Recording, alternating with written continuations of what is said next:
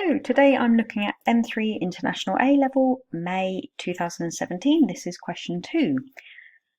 I'm given a uniform solid right circular cone capital R with vertex V, has base radius 4r and height 4h. A right circular cone S, also with vertex V, has the same axis of symmetry as the other cone R and has base radius 3r and height 3h.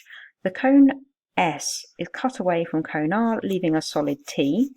The centre of the larger plane face of T is O. Figure 1 shows the solid T. Find the distance from O to the centre of mass of T. So, the very first thing that I need to do here is draw these two cones so that I can understand a little bit better what is going on. So, I have, let's make this a bit bigger.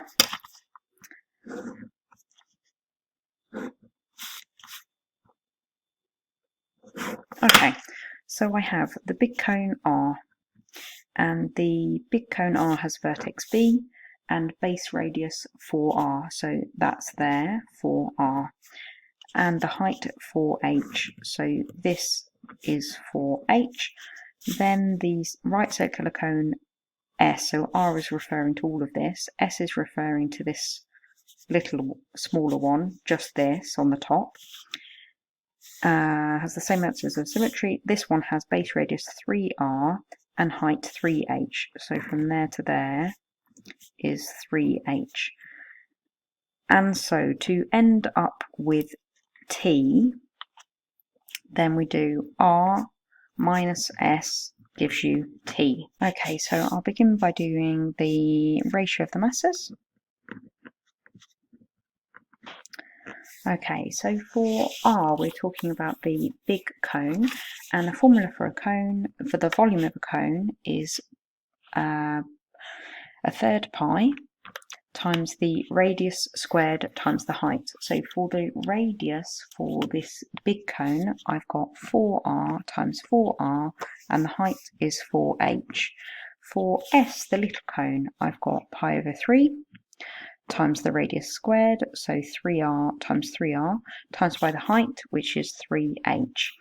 And I could do this minus this and write the result there, but as I'm looking for the ratio of the masses, then I could simplify at this stage, but if you make a mistake at this stage, it will be disastrous for the entire question.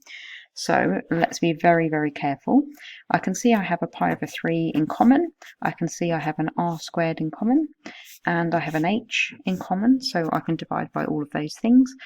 And there are no more common factors. Here I've got 4 cubed, here I've got 3 cubed, and here I need to do 64 minus 27. I'll do it on my calculator if I'm under pressure, because when you're under pressure you can make silly mistakes, so it's better just to double check with a calculator. And so I get the ratio here. Notice this is smaller. I'm not doing this plus this because I did the big cone take away the small cone, makes this funny shape. Okay, so now I'm going to do where is the centre of mass compared to O, because they asked me find the distance from O of the centre of mass of this shape T, this solid.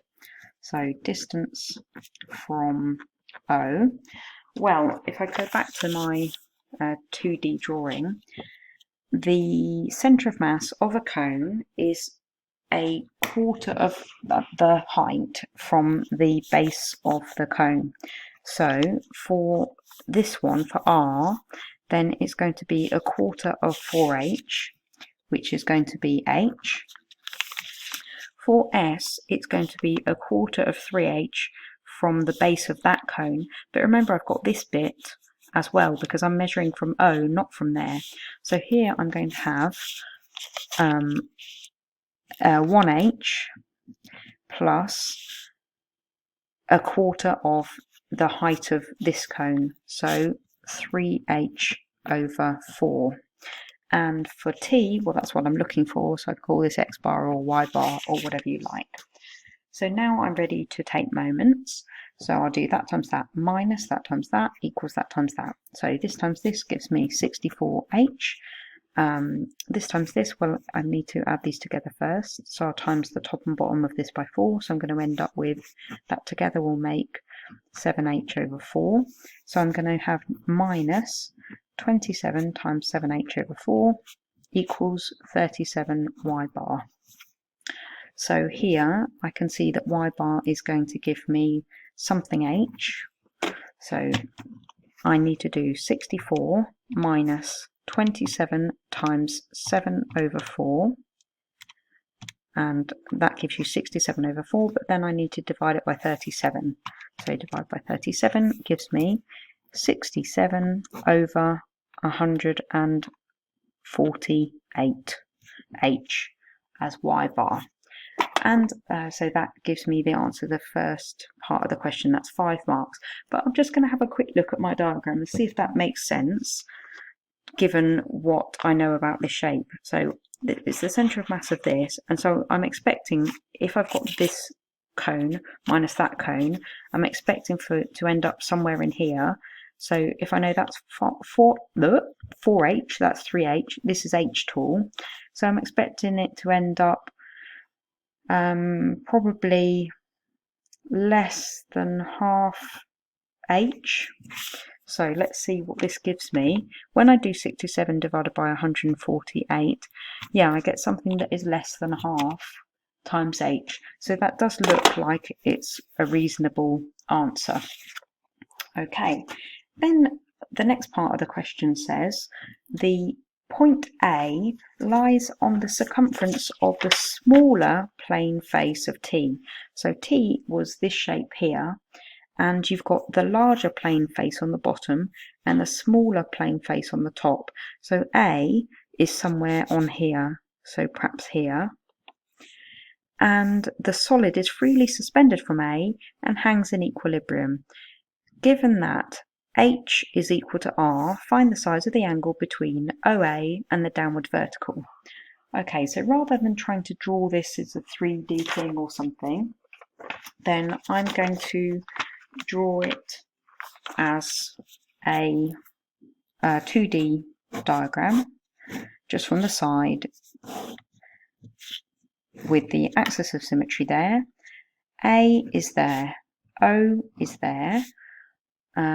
They said that this was 3R, this is 4R, and that would be H, but they did tell me that H is equal to R, so now I know that this is R, this height here. Okay, I just worked out y bar, and y bar was the distance from O to the centre of mass, so I know that the centre of mass of this is round about here, and this distance here is y bar, which is what I just worked out there.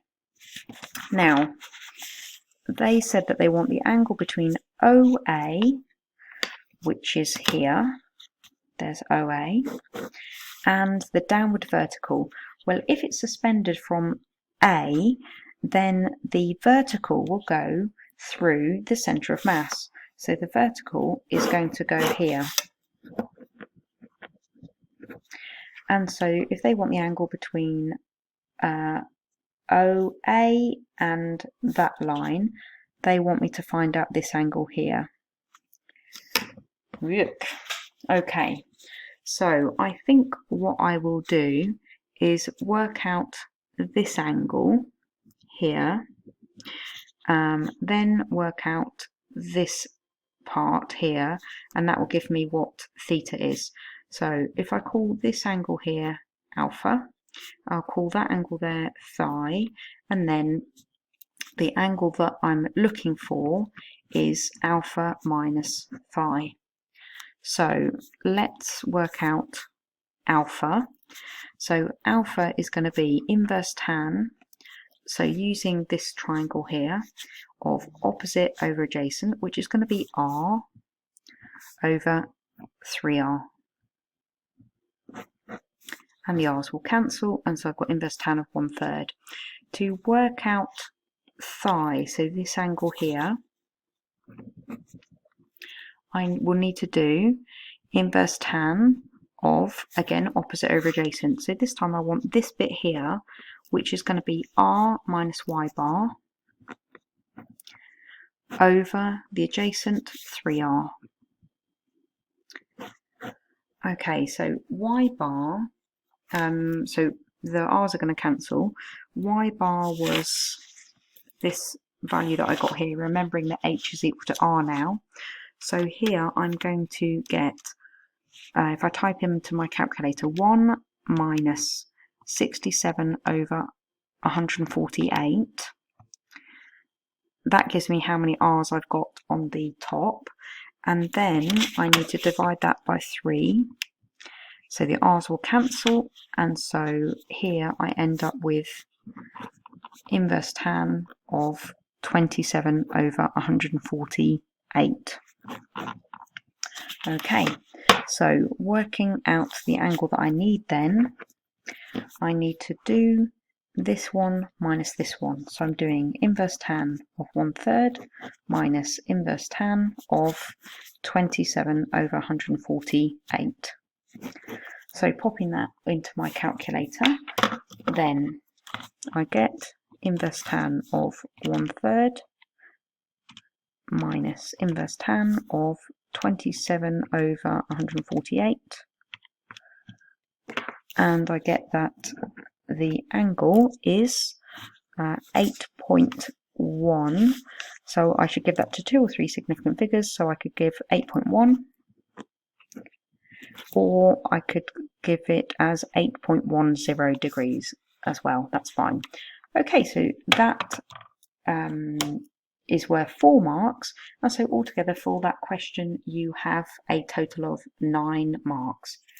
Okay, I hope you found this solution helpful. Good luck with your studies. Do like this video if you liked it. Good luck!